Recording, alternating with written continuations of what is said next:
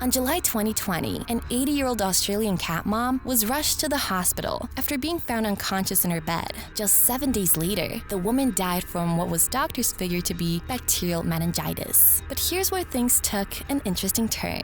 During the post-mortem, doctors found 0 injuries in the woman's body, except for a tiny scratch mark from her cat, Minty. Now, you're probably wondering how such a simple scratch from a cat can kill a fully grown human being, right? I mean, even I get tons of scratches from my cat when I'm trying to trim her nails. Well, here's the truth. It's not actually the biting or scratching that killed the poor Australian cat mom, but something far more surprising that left us completely stunned when we found out. See, cats have a diverse set of bacteria in their mouths. Most of them are quite harmless to humans, and you've probably realized it by now since you're still alive after getting bit hundreds of times before. But there's still this thing about cats being carnivores. See, when your cat eats meat, and it will, some of the harmful bacteria keeps lurking around their mouth long after they finish their meal. These pesky germs can also sneak their way into their saliva through small prey that cats kill for fun, such as small birds and rodents. When we did our research, we found that the most common types of bacteria found in a cat's mouth are Salmonella and E. coli. Luckily, both of them are pretty much harmless to cats and humans alike. And even if they infect you,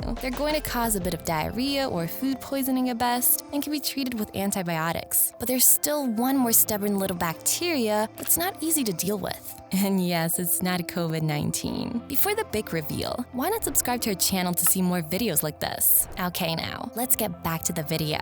For this part, we'll give you 3 hints to make a guess. Hint number 1. It's a zoonotic bacteria that's commonly found in healthy cats. Hint number 2. It's unresponsive to vaccines and can be transmitted to humans. Hint number 3. It can seriously harm or even kill a healthy human being if left undetected. Any guesses?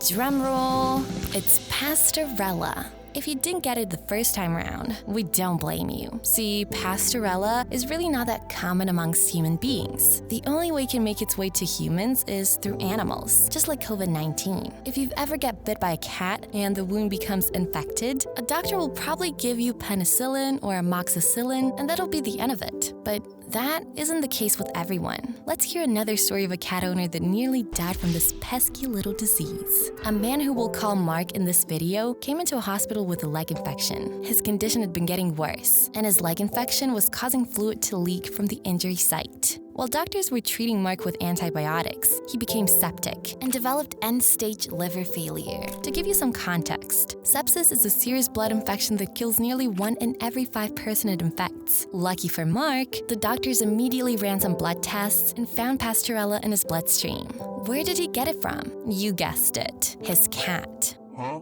As it turned out, Mark's cat had been constantly licking the leaking fluid from his open wound, which acted as a passageway for Pastorella to travel into his bloodstream. Mark was fortunate enough to survive after getting aggressive treatment, but many unlucky owners like the 80-year-old woman we mentioned earlier didn't live to tell the tale. Now, one question still remains. How do you know if you've contracted Pastorella from a cat bite? Well, as the saying goes, prevention is better than cure. What does that mean? Well, 2 things really. For one, you have to stop kissing your cat on their mouth. And secondly, you need to put an end to the biting and scratching behavior once and for all. Now, before you go in a frenzy about how that's pretty much an impossible task, just give us 2 minutes to explain. For the kissing part, that's absolutely out of the question. Yes, we know how wholesome it feels to smooth and peck your cat on their little whiskers, but the reality is the saliva and nasal mucus are the 2 main ways Pastorella travels from cats to humans. And trust us, you don't want to be on the other side of this disease. Instead, use other ways to show your cat love and affection. Pet them on the head, scratch their ears, maybe even give them a kiss on the head. Just try not to come in contact with their mouth if you want to avoid life-threatening infections.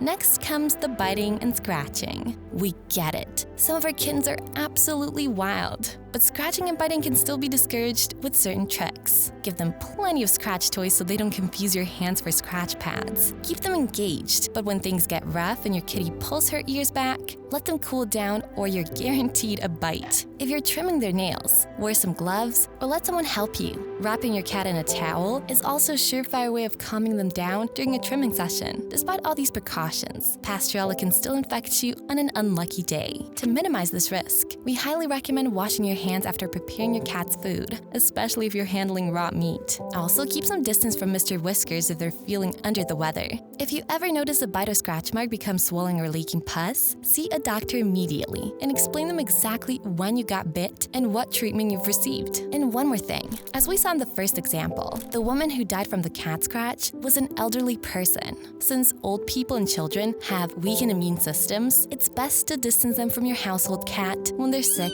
or injured. Okay now, let's lift the mood up a bit. The good news is that Pasteurella isn't all that common amongst humans, and there's a good chance your doctor will recognize and treat you properly if you keep them in loop. With the precautions and tips we gave you earlier, both you and your cat are bound to enjoy each other's companionship for a long time to come. But since cats are unable to speak, they probably won't be able to tell you if they fall sick or are nearing the end of their life. For that purpose, we've made a video on 12 common signs that your cat is dying that you can watch here. If you like this video, make sure to hit the like and subscribe button to receive updates on more videos like these.